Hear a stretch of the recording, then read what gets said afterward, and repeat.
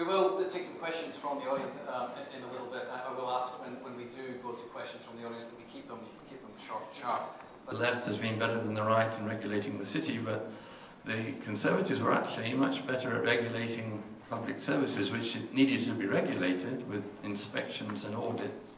So, and we'll just add in there, if Labour's been good in the past, can't we restore that reputation of regulating in the future? Greg, do you want to pick up the point on the merits of collective action? It's not collective action, of course, it's through the state. And I'm suggesting a direction that I think it needs to be supplemented. And I do think there is a mood in society and a kind of tendency in society not to regard the government as being the only place in which problems are defined and their solutions identified. And I think government of all parties needs to be open to more direct action by citizens, including collectively at different levels. I think that's important.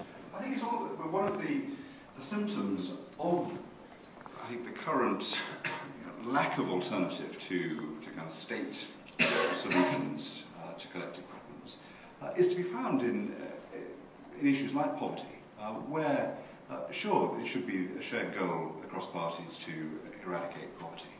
But actually, you can, if you take a very kind of one-directional view of this, you end up with a state of affairs that we have in poverty, where principally poverty is defined as earning 60% of the national median.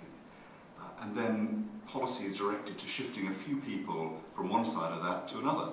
And actually, the experience of poverty that people know and face across the country is that it's much more multifaceted than that. And it includes access to services, it includes help with issues that, for which financial poverty is a symptom, but isn't just the cause. And so I think there is a kind of simplicity that is inherent in the kind of reductive view that the state should define the problem and publicise its solution, that you move away from if you have a more decentralised view of these things. Well, I wanted you to follow up on that, Will, a little bit on this idea that you need to have a multi-pronged approach to dealing with poverty, and you were arguing earlier on that the left has still produced the best ideas for making the world a better place. Do you see any conservative thinkers out there that are making strong arguments for a new way of doing things on the reduction of poverty, inequality, and the thing you mentioned more strongly, which was the sort of re-regulation of the economy to make capitalism work better? Straight on. No. Right, moving on. I thought you were on the nail earlier on when you put your finger on. I think that the state under Labour, the state is doing too much in people's individual choices and lives, and too little in the operation of the economy and the world of work. Actually, that's a poor trade-off, and I think it will pay a price. As for the state, I want to say this, and I just think that I agree with Matthew about the necessity of the state. The trouble is that the state is a monopoly of power, and it has a monopoly of the way of doing things. And actually, what we've learnt is that you want many runners and riders. That's why I strongly back James Brunel's initiative on delivery of a New Deal through a multiplicity of agencies, companies, NGOs. We don't know what the best way is of engaging with poverty in Glasgow or poverty in Manchester. You want 4, 5, 6 people mobilised, energised, with different priorities, different value systems, and having a crack at it, and then they can learn from each other. And I think that that's not to deny that you don't need the state to kind of tax, and you need the state to initiate. But I think that a pluralist state with embedded checks and balances is an absolutely kind of vital precondition of a liberal society. And when you take state action, even the banning of smoking, without some checks and balances, then I'm just instinctively uneasy. Dennis, that's the only kind of Labour MP here. I mean, the unanswered question is, why has, in the view of the panel, many members of the panel, why has Labour taken such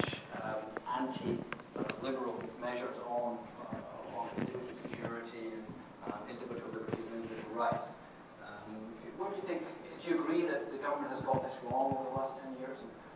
Well, no, because as I try to suggest, the greatest individual liberty for my constituents is to walk in the streets of their own town 24 hours a day free of fear. So the new crimes that Malcolm referred to about the Guardian, sorry, I didn't say the Guardian was a Conservative paper, I said it wasn't a Labour paper, which is slightly different. The difficulty is that whenever a Labour government's in power, its friends in the press immediately start shredding it.